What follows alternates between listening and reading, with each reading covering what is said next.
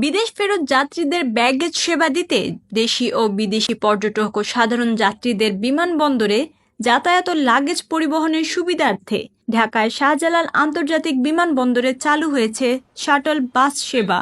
বুধবার শাহজালাল আন্তর্জাতিক বিমানবন্দরে এর উদ্বোধন করেন সড়ক পরিবহন ও সেতুমন্ত্রী ওবায়দুল কাদের। এ সময় বিশেষ অতিথি হিসেবে উপস্থিত ছিলেন বেসামরিক বিমান পরিবহন ও পর্যটন মন্ত্রী মোহাম্মদ ফারুক খান।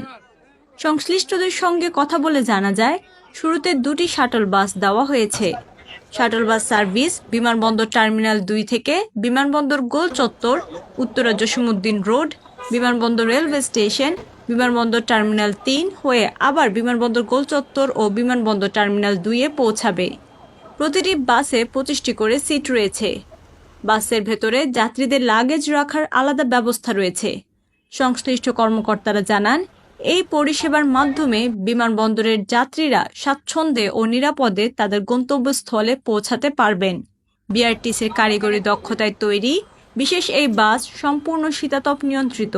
যাত্রীদের জন্য পর্যাপ্ত লাগেজ পরিবহনের সুবিধা, পর্যাপ্ত নিরাপত্তার ব্যবস্থা, ফ্রি ওয়াইফাই এবং প্রবীণ ও বিশেষ চাহিদা সম্পন্ন ব্যক্তিদের বাসে ওঠানামার আলাদা ব্যবস্থা রয়েছে।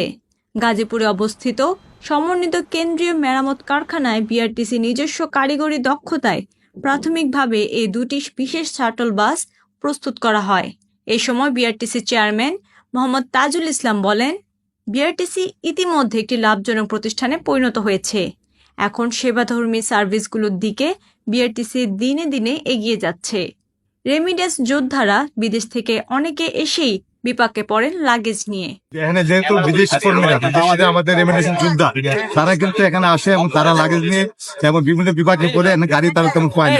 আমরা এই গাড়িতে আপনার দেখবেন ভিতরে আমরা লাগেজ কম্পার্টমেন্ট করেছি, উন্নত দেশের স্টাইল। তো তারা কিন্তু 40 কেজি 50 কেজি লাগেজ নিয়ে এবং তারা গাড়িতে উঠতে পারবে। এবং আমরা বিমানবন্দর স্টেশন যে রেল স্টেশন থেকে আমরা ঘুরতে থাকবো। আমাদের বর্তমানে আমরা 2টা গাড়ি আজকে রেডি করেছি, চাহিদার প্রেক্ষিতে আমরা গাড়ি বানাইতে পারবো। আর সবচেয়ে বড় কথা হলো আমাদের বর্তমানে আমাদের নিজস্ব কেন্দ্রীয় কারখানায় আমাদের ইঞ্জিনিয়ারদের মাধ্যমে আমরা এই গাড়ি প্রস্তুত করেছি। অদূর ভবিষ্যতে আমরা কিন্তু নিজেরাই গাড়ি বানাবো, আমাদের বিদেশ থেকে আর আমদানি করতে হবে।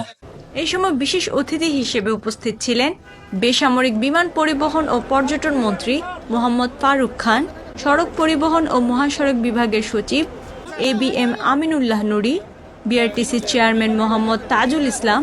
আর উপস্থিত ছিলেন বেসামরিক বিমান চলাচল কর্তৃপক্ষের chairman air vice marshal Mohammad Mahfidur Rahman.